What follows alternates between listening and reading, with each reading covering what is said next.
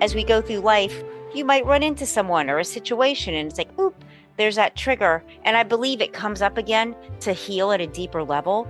It's not the universe bamboozling you or trying to hurt you. It's like, okay, we're ready to heal this more deeply. And it's a real invitation to ask, what information do you have for me? This emotion, this vulnerability, this pain, like, what do you want me to know now about myself, about life? And again, taking some time out to inquire of the emotion and the experience so that again we can heal it more thoroughly.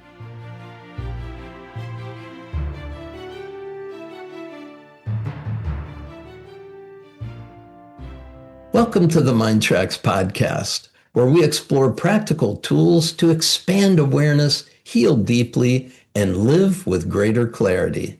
I'm Dr. Paul Scheele, and today I'm joined by Lisa Tahir. Lisa Tahir is a licensed therapist, host of All Things Therapy podcast, artist, and author of The Chiron Effect, Healing Our Core Wounds Through Astrology, Empathy, and Self-Forgiveness. And her book is endorsed by His Holiness, the Dalai Lama. In our conversation, we'll explore 5 key areas that influence your ability to live fully: seeing hidden patterns in your life, gaining symbolic insight, cultivating empathy and forgiveness, taking responsibility without blame, and living beyond old wounds. Let's get going.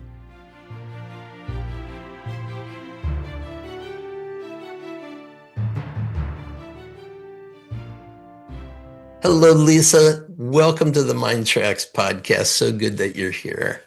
Dr. Paul, thank you so much for having me on your show. It's a real delight and honor to be here. Well, you make some very key distinctions that I think is a proposition that I hadn't really heard before. And it's the idea that it's really difficult to truly create the life that we're choosing if we have core wounds that are derailing us from that.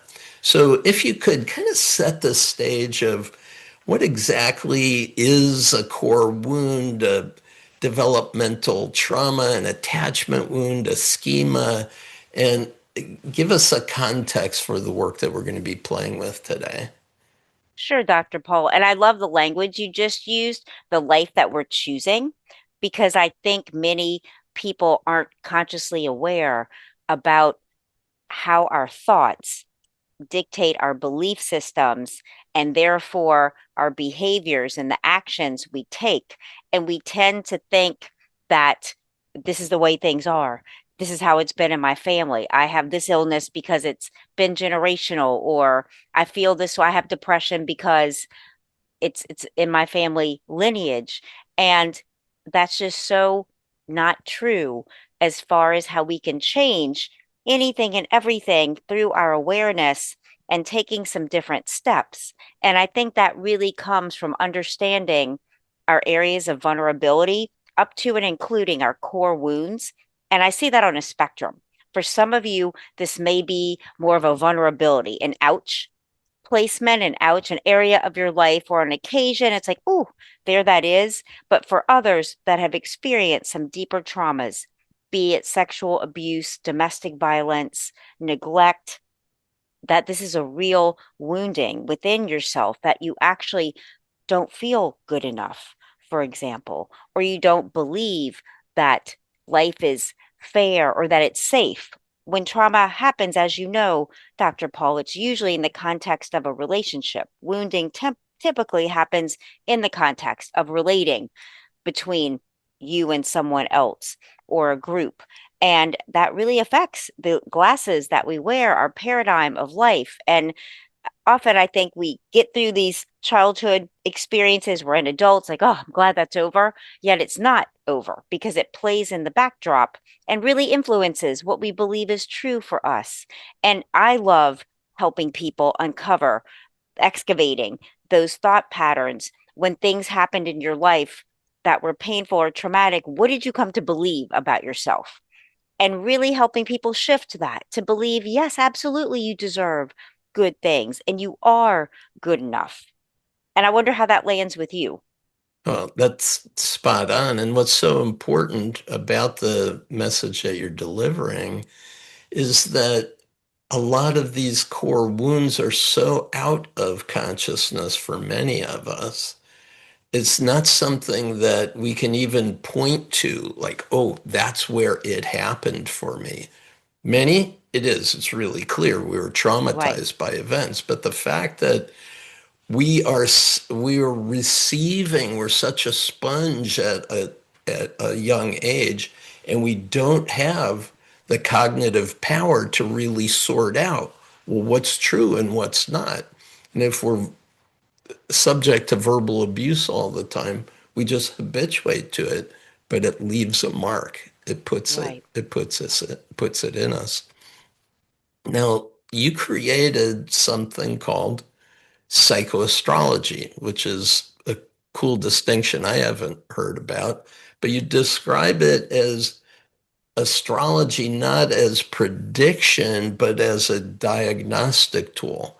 And psychoastrology specifically a diagnostic tool for these core wounds. So if you could share with us the concept of Chiron, which was new to me when I read your book, and how you recognize that astrology actually adds to traditional psychological frameworks around this idea of core wounds and how we can heal from them. Sure, Dr. Paul. And I love language. I sense that you do too, and that you understand how powerful our language is. The words that we speak, the thoughts that we think on repeat. And so that's why it's called spelling. And I borrowed that from someone else, that we cast spells literally upon our lives through what we say to ourselves, most importantly, in between our own two ears. And that tends to be our conversations that we have. And because I love language as well, I trademarked psychoastrology, that word, to delineate where our personal psychology meets our natal astrology, simply our birth chart. And for me, I come to this work as a psychotherapist. I've been licensed for almost 30 years. And so I'm not an astrologer. I have people in the back of my book that I can refer you to if you want the deeper dive astrologically. I focus on the placement of Chiron, Chiron, in your birth chart. And you might be familiar, the work of Carl Jung. He spoke about Chiron as this wounded healer archetype. And our desire, as Freud talked about in the repetition compulsion, that we have this innate desire to heal. And the body does heal given the right resources, the right environment. And that includes the thoughts you're thinking about your body, about your mind, and about your life, as well as nutrition, food, drinks. And I see that as well as the social media you consume, the music you listen to, what you watch, that's consumption too. And it affects every cell of our body, as well as how happy we are in our lives, most simply. And so, psychoastrology and you knowing where Chiron is in your birth chart can really help you know how on your path you are. And what I mean by that is a lot of people that are in personal transformation and growth, you're already aware at so many deep levels about wanting to be of service, wanting, as you said, this is a divine work before we came live together. And we're so about that. It motivates us. And that's a beautiful thing, this innate healing and desire for health that is a part of us. And for others, you might not be as aware of that. And understanding if Chiron is in the sign of Aries, for example, that speaks to a wounding in your own sense of your value and worth, or say Chiron in Virgo, which talks about a wounding in your relationship to your health and well being. Yeah, And just to say that when I did the reading of your book, it placed Chiron in Aquarius, I believe it was. I don't really know a lot about astrology, but it yeah, has to do with community. it does. So and I started thinking back, okay, well, how is this relevant? Well, I'm always building communities. I always want Hmm. to be a part of a community, and communities will come and go. Like I'll be in a Hmm. community for 7 years or so, and then it's time for that community to either carry on by its own or me to go with it. So, what was intriguing to me is that once you identify where Chiron is, it speaks to some of the major issues that may be holding us back. So, what do you do with that once you recognize, oh, Chiron is in Aries for you and it's about self-worth, or for me, it's about community and connecting with others? What does that mean for us? What it means, and you're navigating this beautifully, Dr. Paul, when you said, and for you, the Chiron and Aries community, it really has to be authentic for you. And when it feels like there's been a conclusion of a cycle of community for you, you're naturally led to your next place, your next community, because that meaning and really feeling like it's a reflection of your values at that time is so important. I know you're a member of the Transformational Leadership Council, which I Hmm. love. And so for you delivering, adding value and really helping people connect with the divine, with the universe, with God, whatever language resonates with you. So you're right on track. Did you feel that as well when you read about the Chiron in Aquarius? Yeah, I actually did. It seemed like there was also a deeper piece which came through when I was a very little boy and I was doing another type of psychoanalysis. It's a concept called, well, It's okay. It's okay. It'll come back. it's Dr. Austin's work, but the idea was he recognized that at age 2.5, I moved, the family moved from Mm, Milwaukee to New York. And there was all of a sudden this sense of a lack of place, a lack of hmm. belonging. We went and lived for a year in the Middle East while my father was working with the International Development Program, and I lost my community Oh, wow. in school, and I developed one, but then I lost that when I came back to New York, and Hmm. then I moved when I was in high school, and all these times where the sudden loss of familiar community was a wounding that was getting repeated, Yes. right? And so Yes. it did require some significant work on my Hmm. part to go through the healing of that. Does that make Hmm. sense to you? It makes so much sense. And you've been on your path in that way, knowing that this is something that repeats and you learn, oh, here it is again. And feeling empowered, what can I do? What can I do instead of what can't I do? And learning to, I think, reinvent yourself as well and draw community to you as you do with your work and this podcast and everything. So you're really doing well. Thanks. You're Well, welcome. and to the point of what does it mean to get some insight, and what do we do with that that can lead to a more healing trajectory for us so these core wounds don't hold us back, but Yeah. actually help us move in the direction of our fuller expression. For me, the key there is really in empathy and self forgiveness. I was taught about forgiveness that it's for others from my youngest and earliest memory. I don't recall ever being told, Lisa, like, what about forgiving yourself? What about first and foremost empathizing, giving yourself grace? You're doing so much better than you're giving yourself credit for. And I believe many of you watching and listening, that's the same for you. We tend to be so hard and punitive with ourselves and believing that that's going to lead to change. And it really doesn't. It might for a short time, but we end up becoming very depleted, cynical, critical, and then that's outwardly the outpicturing of what's happening more in our relationships and in our lives, and we're harder on others, and there's more negativity, so to speak, rather than upliftment naturally and with ease, like not an artificial kind of like grinding this out, like a real flow state. And I believe when we look at where our vulnerabilities and our woundings are and really come to terms with, hey, like, let me take some time out with myself to understand the meanings I made about myself. Say Chiron in Taurus speaks to a wounding by neglect, and that neglect might have shown up as you were neglected because your parents were working and you were left home alone, or a parent might have had an addiction and that was their first love rather than caring for you. And you had to figure out how to source love for yourself, do things for yourself, and it was sorely inadequate. And so you might then fall into relationship patterns or friendships where you're being neglected and you're overworking, for example, and feeling really sad about that and not sure how to break out of it.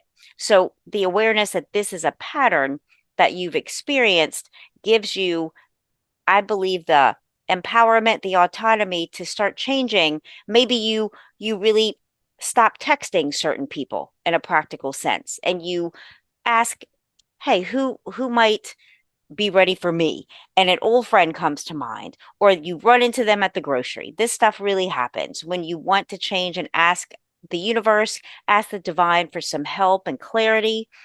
I start every morning giving thanks and asking for clarity. I encourage you to do a version of that for yourself and notice what starts to show up through your emails and your phone and who you run into, and your life starts to take on a, a new orbit.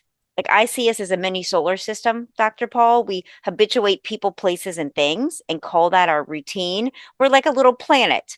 And that's what I love about this Chiron metaphor, which is designated in astronomy as both a comet and a minor planet.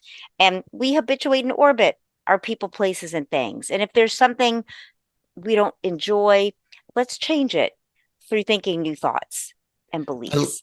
I love the idea of self-acceptance, self-compassion, self-forgiveness, empathy toward ourselves as being a starting place. Once we Mhm. get some insight, like if a child you see gets wounded, one of the first things we want to do is we want to hold them, we want to comfort them, and we want to let them know that it's going to be okay. And Mhm. I think that's very missing for a lot of folks who get on this idea like, I have to do better. I'm going to set my goals. I'm going to visualize. I'm going to affirm. But Yeah. then there is this lack of self compassion Mhm. as they are learning new ways of being in their life. Why do you feel it's so hard for people to take that step? I think it's our culture in large part, Dr. Paul. We're told you look at social media, you look at print media, this just do it, this go after it. And there's so much doing in our culture and less receptivity and really feeling for the timing of things, which requires that we're quiet, that we're still.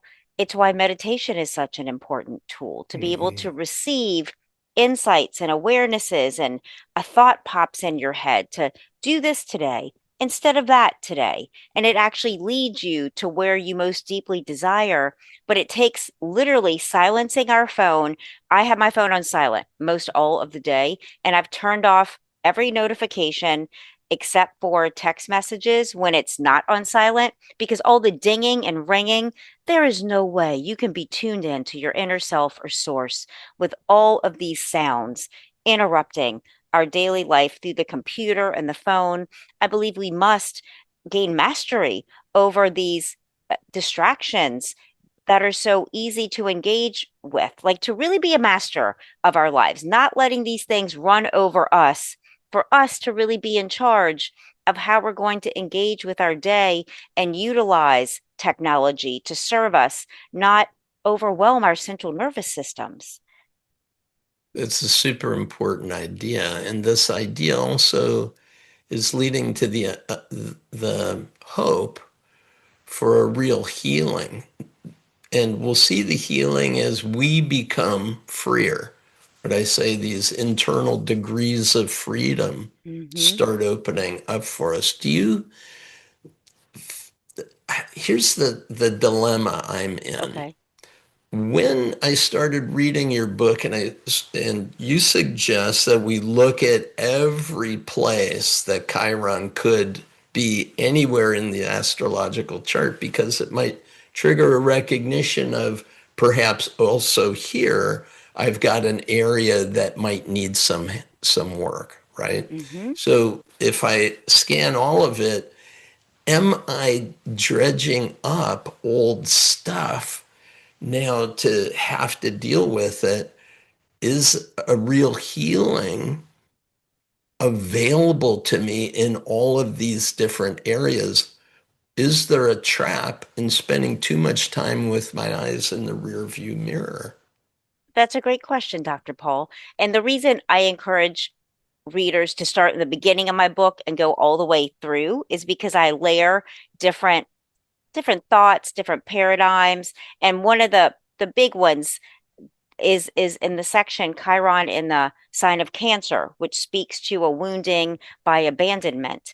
I talk about the stages of grief that Elizabeth Kubler-Ross and David Kessler came up with, and I received permission from David Kessler to like layer the stages of grief with our chakra system. And so it's something that I think whenever we're going to go through losses at times. We're going to go through an abandonment or a perceived abandonment. And maybe that's a healthy thing for you. Maybe at some point you do need to leave a group, a friendship, a relationship to protect your well being. Yet at the same time, it can be sad. I've had to do that, leave a long term friendship because it became really unhealthy. But I also had to grieve the loss of that friendship at the time it was happening. And so my book just gives you a working paradigm as you go through various issues in your life to use, I'm a believer, take what works, leave the rest. And so that's why I encourage you to kind of survey it all and then focus on, yes, it looks like you want to say something. Well, that's one of the things I really loved about your book is it just kept opening up additional ways to gain insight into our own inner workings, but also to the trials and tribulations that all of us are going to face. It's very hard to get through our childhood, certainly in the educational system, and most definitely in a lot of family systems and institutions of our world without receiving wounding. It's just going to happen. Now, how do you help people take responsibility for this healing journey that they're on without having it take the form of self-criticism or perfectionism? Well, and also, Dr. Paul, a few moments ago when you said going kind of too deep, like dwelling too long and I wanted to address it as well Great. in the traumas, like dwelling, because I did that at a part in my life when I was in therapy in my 20s, 30s, 40s, and I felt like the therapist I had, she helped me so much in certain ways, but she kept asking me to go back to when I felt depressed and disempowered. And finally, I was like, you know what? I appreciate what you're asking me, but I feel like this is going in the wrong direction. Like I want to start imagining the life I do want to live, the relationships I do want to have. And my intuition was leading me to a different path that I stopped working with her. And I appreciated her so much for the years we worked together. Yet I felt like something new wanted to emerge from me telling my new story. And that's what I want all of you to know, that we do need to take some time in those dark places to be able to attune to our younger self, to really self empathize to who we were, where we were in our lives, really give ourselves that empathetic attunement that was probably missing, especially when trauma happens. There's no recognition that this is painful and I'm sorry and this is my fault. So we're left to kind of hold that whole bag. So we do need to take some time to unpack that.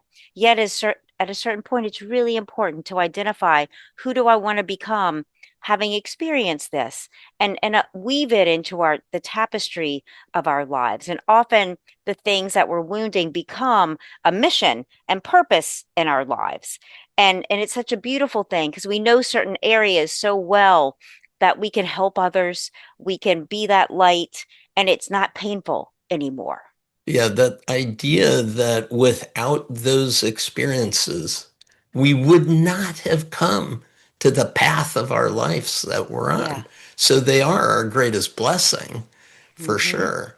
Now, do you have a sense? Well, first of all, I'd like to comment on what you just were talking about, that there's a recognition of a core wound and there's a softening of our relationship to it. And once that happens, then our daily lives actually shift a bit. And I'm wondering, in your work over all these years with this model, what are some of the things people have you see people can come to expect as a result of recognition and softening of our relationship to these early wounds? I've I've seen in my work there's a real like aha moment that it's like, whoa, this is me. Like I see myself in these pages, and often people know these things about themselves, that a certain area of vulnerability, be it neglect, be it abuse or trauma, it's pretty obvious that this has had an effect on my life. But I think people tend to minimize how it could be operating current day and their thoughts and beliefs about themselves, and then how that shows up in their daily life that they might not. Chiron and Virgo, core wounding and personal independence and speaking one's truth. And this can be the pattern where you're kind of like a chameleon, not because you're trying to deceive people, but because it's really hard for you to, in a relationship or in a group, say what you really want to do. First of all, you might not be sure about it. You grew up in a home where maybe that was obscured by a really domineering parent that just this is it's one way or the highway. So you didn't develop actually what you personally enjoy. And then you feel afraid to rock the boat of maybe upsetting someone and they leave, you're going to lose love. And so you tend to kind of fit in, but it's not really bringing you happiness at a certain stage in your life. And so being able to take a trusted loved one, for example, and say, hey, I realize I've been going along with things a bit too long. I'd really love to be able to start deciding what I'd like for us to do. And so maybe next week, and start simple for dinner. Instead of like, do you want to go to this place? And I say yes. Let me come up with a few places, and you can enlist people to help you grow in this area, because it takes, I think, asking for help to change our patterns too. When we start speaking differently, showing up differently, people can be like, whoa, what's going on with you? And it can be hard to understand. Even though this is healthy for you, it might rock the boat and cause some issues in your relationship. So it can help if you can start with someone really trusting, hey, I want to change some of these patterns. I'm going to be speaking differently, showing up differently. Can you do this with me? And it can help. Yeah, and in reading your book, I understand you see that there is a progression of learning, and all of it made a lot of sense to me. I really resonated with it. The goal here isn't to try to make our core wounds disappear. I don't think they ever do. They can continue to inform us, but they don't dominate us. What's your thought about that? Very much similarly. I think of these issues or triggers as like the volume on a stereo. They might be Hmm. really loud right now. And over time, we turn the volume down to where they're not like hidden in a way that we're like pushing and locking them away, and like having an unhealthy or relationship with them. It's like we understand that there's certain areas of our lives we feel vulnerability in, and so we're going to lovingly tend to ourselves in those areas. We might stop going to certain places or spending time with certain people as much because it activates us feeling badly about ourselves, and instead we start cultivating relationships where we feel more seen and heard. And so therefore the volume of that pain of being criticized or misunderstood turns down. Yet, as we go through life, as you know, you might run into someone or a situation, and it's like, oop, there's that trigger. And I believe it comes up again to heal at a deeper level. It's not the universe bamboozling you or trying to hurt you. It's like, okay, we're ready to heal this more deeply. And it's a real invitation to ask, what information do you have for me? This emotion, this vulnerability, this pain, like, what do you want me to know now about myself, about life? And again, taking some time out to inquire of the emotion and the experience so that again we can heal it more thoroughly. I like the way you're saying that. The way I've described it is, yes, I may have taken care of that fear in the context of my life was this big, it was 1 foot Yeah. across. And now I've up leveled my life. Now the context of my life is much bigger. Hmm. That old wound or that old fear comes up, not because I haven't dealt with it, but just as a check in to say, now, remember what you learned. It's still applicable now that your life context is this much bigger. So it becomes a partner, like an ally, Hmm. to help me check in with the strengths that I have available to me. And I'd like Yes. to take a little sidestep here because the idea of astrology for some people kind of puts a fatalistic view on life that, well, it's my stars that are causing me to be this way.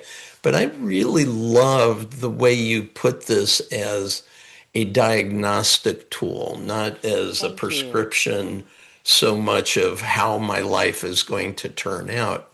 You bring up this idea that Chiron is an energy of a wounded healer, and it shows up in my natal chart, but then it also shows up in 12 houses.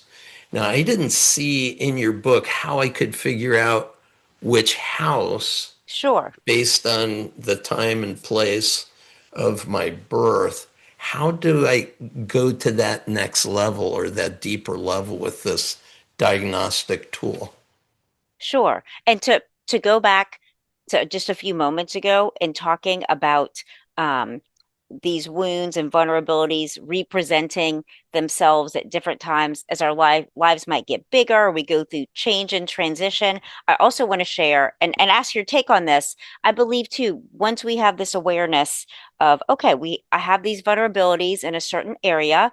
And so I know I need to, Chiron, I think the biggest gift is it shows us the area of our lives to continually affirm, love ourselves, and like really support ourselves in this one area, be it for you, community, for me, Chiron and Aries, my sense of value and worth, to really create loving self-talk throughout my day. Louise Hay, I approve of myself.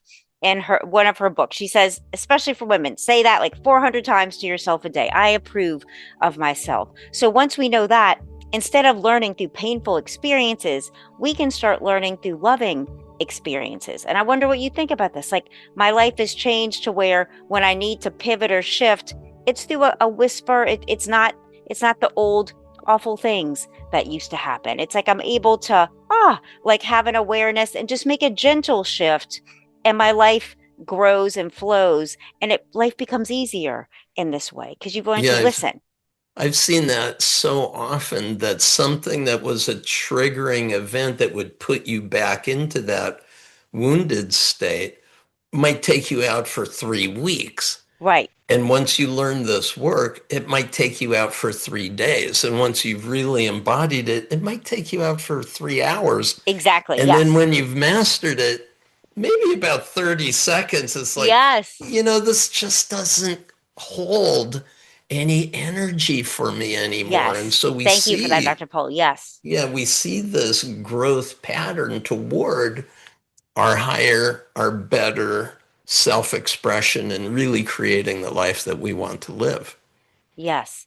And then I'll talk about the houses, personal Okay. responsibility. You asked about that as well, and it's key. Yes. So, astrology for me, like you said, it's diagnostic. And I used to struggle with astrology because I had this misperception that my astrological chart is something dictated to me, like you said. Like, are you telling me, universe, this is my life? Like, no, like I've struggled with that. Like, I get to choose. And I had the biggest download a few years ago. And I felt like the universe kind of laughing, like, Lisa, this is not dictated to you. You wrote this chart before you came here, like you authored it. So, of course, you can change anything based upon self awareness and taking personal responsibility for my life. And you watching or listening to take responsibility. not that these things were your fault that happened, but that it's now our responsibility to heal and grow, see the meaning, the layers that these experiences, how they want to enrich us and cause us to be more of who we are, not less. So it's really something that we authored. And that was a real download for me. Like, okay, like, and it helped me. But the personal responsibility is just so important that we really have to be about our solutions. And that's a real shift. Instead of staying focused on the problem too long, what are my solutions? And I actually say that to myself. If there's something I'm not sure how to solve, I've learned to, at some point, stop. Okay, universe, what are the solutions? And you even feel different in your body. You feel an openness. Like, show me my solutions today. Try that. Any of you listening or watching, if there's something you're uncertain about, ask to be shown your solutions today and notice what happens. Yeah, it's lovely. And in the concept of solutions focus was a book written by a couple of pals of mine. And they say on a scale of 1 to 10, where 10 is your ideal future, the what's emerging for you, and one is you haven't even really gotten started yet, you can place yourself on that scale of 1 to 10. And if someone says, well, I'm at a 2, most people say, really? Only a 2? Why so low? Which focuses on lack and limitation Mm-hmm. and problems and obstacles. But if you say, oh, a 2, why so high and not Mm. lower? Wow. Now I you're like that. focused on resources, right? It's what you're Yeah. talking about, what's working and how I can do more of that. Show me the solutions to keep me moving in the direction of where I want to go. So I'm 100% on board with you on that. Yeah.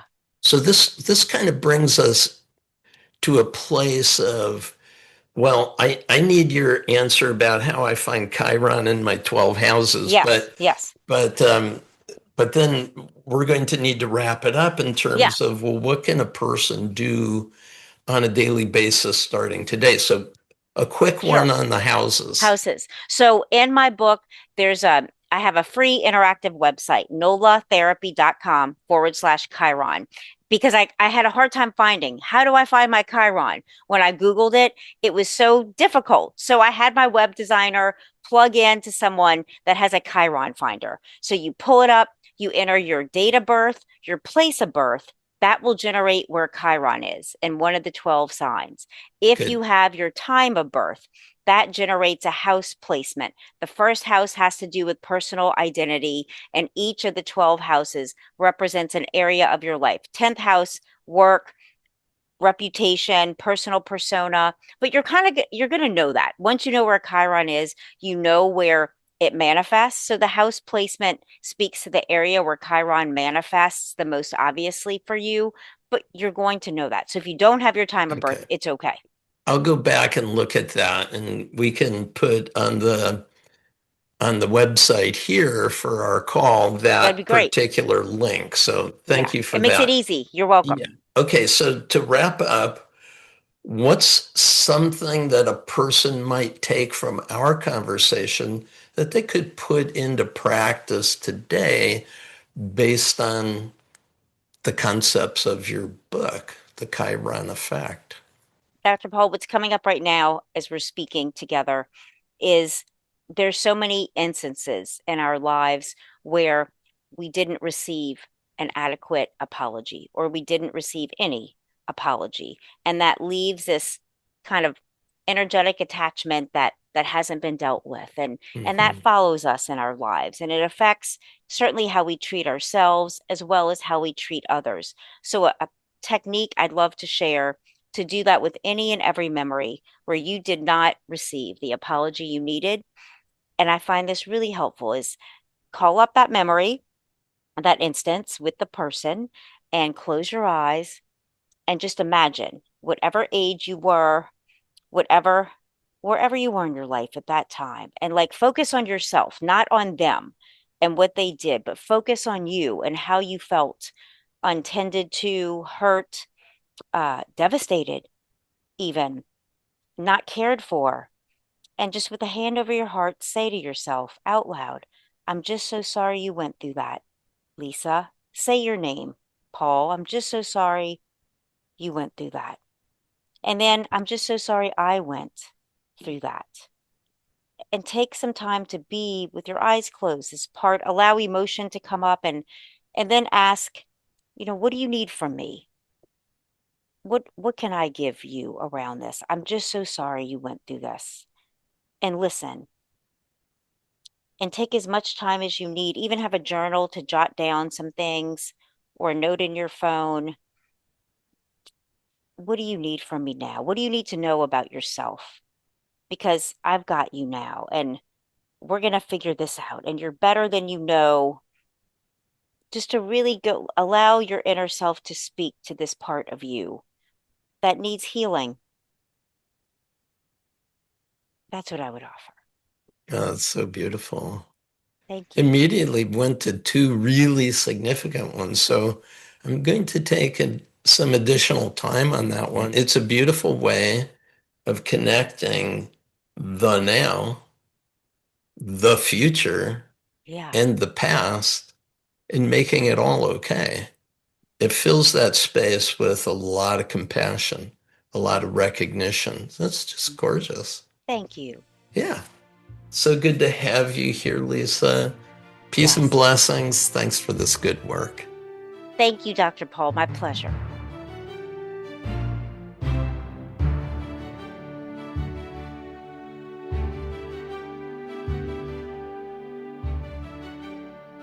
I hope you enjoyed our conversation with Lisa Tahir.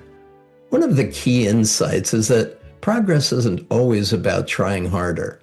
Sometimes it's about noticing the patterns beneath the surface. We explored how recognizing your core wounds, cultivating empathy, and forgiving yourself can accelerate personal growth, and how symbolic insight can guide your choices with clarity. To learn more about Lisa, visit www.nolatherapy.com. That's NOLA therapy.com. Now, in the second part of the podcast, I'll share how specific paraliminal audio sessions in the MINDTRX app can help you integrate these ideas. These sessions engage both your conscious and other than conscious mind, helping you recognize hidden patterns influencing your decisions, strengthen empathy and self-compassion, release old narratives and self-blame, and build consistency and aligned action toward your goals.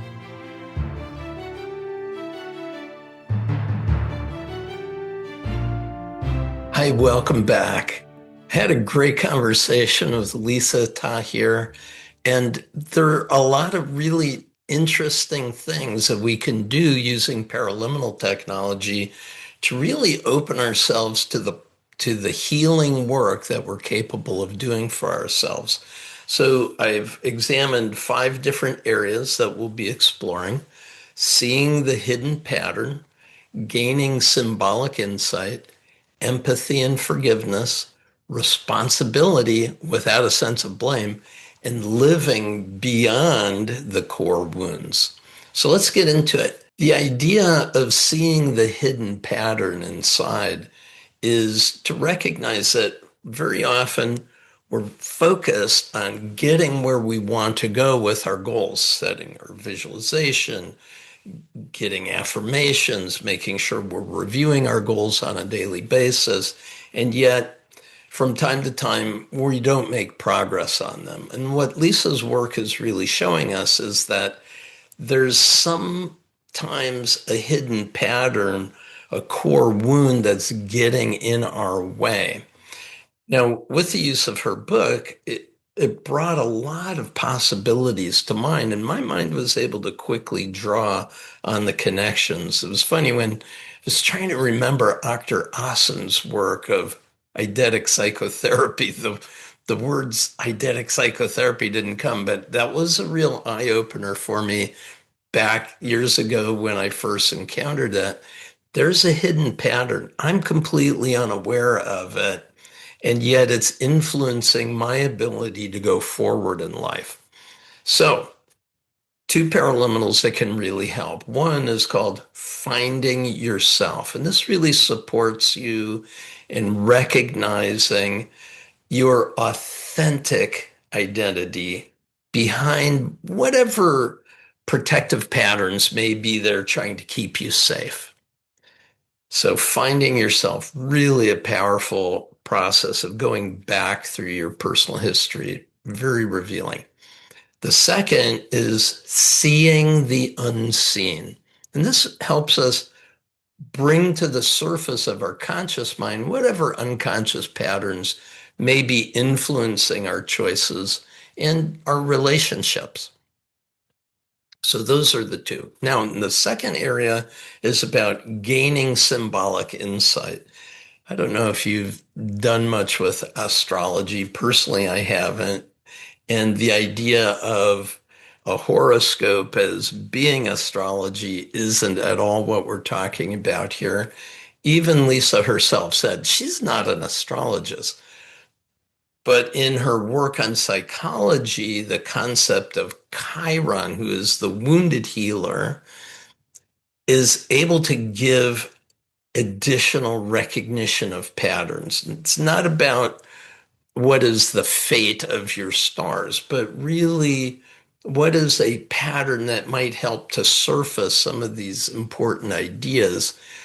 And when it's used in service of your choice and your self-understanding, it makes a lot of sense. So whether you believe in astrology or not, it's worth considering. It was a pretty cool read for me.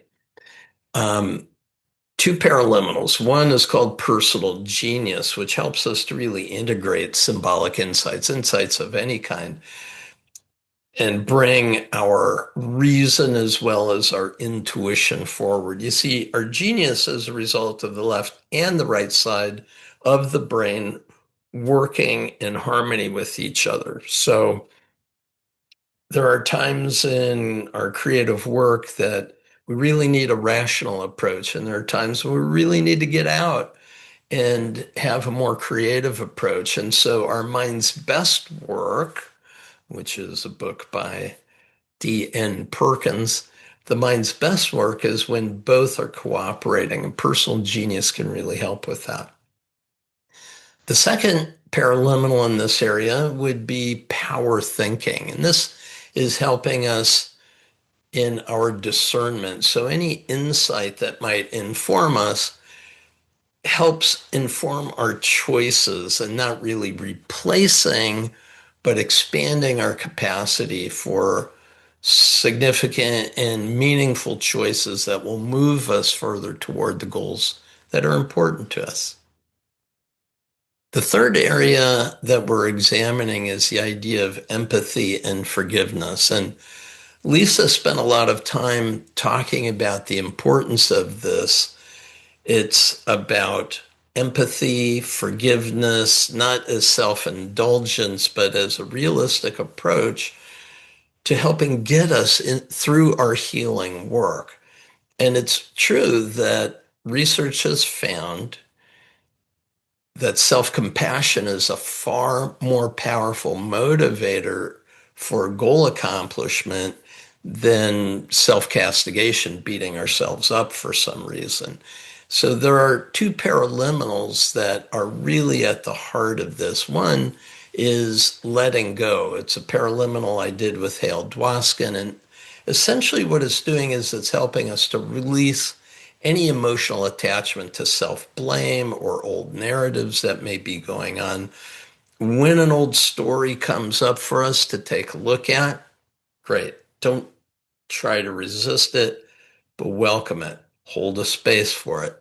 Approach yourself with compassion, because that's going to help you move past it far faster than trying to resist or worry about what's going to happen when an old fear shows up. So welcome it, and then you can let it go. It's really a powerful process. The second paraliminal is self-love. And I even described this a bit during my dialogue with Lisa, where we have our future self, we have our past self, and we have our present self. And essentially, we're holding space for all three. And so this establishes a solid foundation for a lived experience of self-acceptance. I am who I am with all of my history, my woundedness and my strength. As I hold a space for all of that, hold a loving space, I can help to heal that past and I can get encouraged by my future self. And the three of us together are more powerful going forward. It's not the accomplishment of what it is we're trying to do when we think about living into our highest good, getting to where we really want to go in life. It's not about just sheer determination and willpower. There is a bringing along all of your beautiful resources. And the thing about who you are as a fully resourced human being is that your resources aren't in the past and they're not in the future. They're right here with you. So opening up, holding a space and making sure that you can receive and use all of those, that's the real key. All right, the fourth area is about responsibility without blame. And this idea is that true responsibility means that we're responding wisely to what we see, what we feel, and we're not punishing ourselves for having a pattern of self-protection or avoidance or procrastination. The idea is if we haven't been able to get where we've wanted to go with all of our efforting up until now, doesn't matter. You've got a second chance. And the paraliminal I did with Lisa Nichols called No Matter What, it really is strengthening your emotional stability and your self-respect, regardless of how many failures or mistakes you've made up until now. And it really is about recognizing that you're always doing the best that your current awareness permits, and the circumstances are what they are. So you want to get to where you want to go, you'll be able to do that no matter what. You have the power within you to achieve what it is you set your mind to. The second paraliminal is called anxiety free. And this is about reducing any emotional reactivity, or what we call a shift when we're getting triggered by something that may seem threatening, but isn't really. It just feels like it is. Anxiety free really puts you in a place for recognizing you don't have to respond to this out of fear.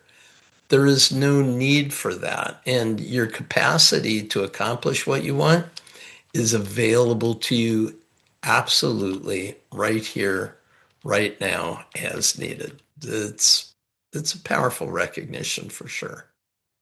Now, the fifth, and final idea for our session now is the concept of living beyond the wounded self that you may have exposed or that you may have recognized is going on.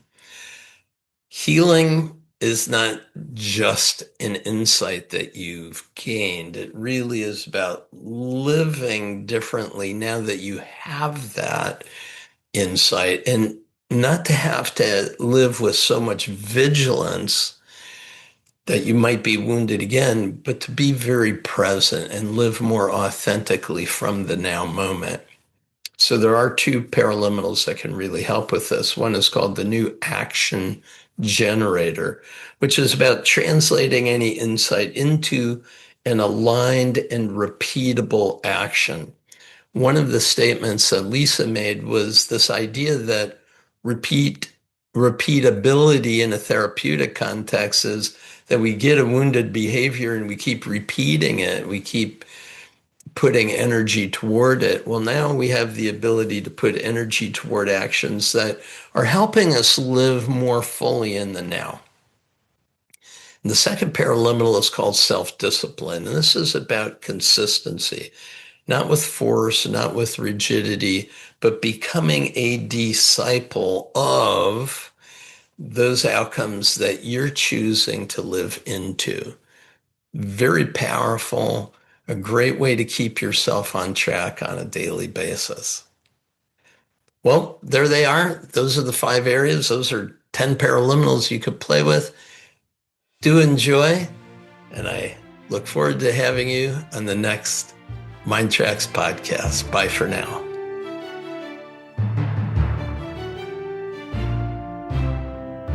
Thanks for joining me today. I applaud your willingness to maximize your potential. You can easily use the paraliminal audio sessions in the MINDTRX app to stimulate your non-conscious mind, that is your inner mind, to reduce any resistance in your life and propel you toward the success you want. Go to mindtrax.com/go. These amazing audio tools have helped millions, and I encourage you to bring them into your life today. Be sure to come back for more episodes of the MINDTRX podcast. You'll find insightful conversations with authors, experts, and thought leaders, all devoted to improving your life's experience. And if you found value in this episode, be sure to subscribe, share, and leave us a review. Your support helps keep the momentum of transformation going. Thank you again for being here on our MINDTRX podcast.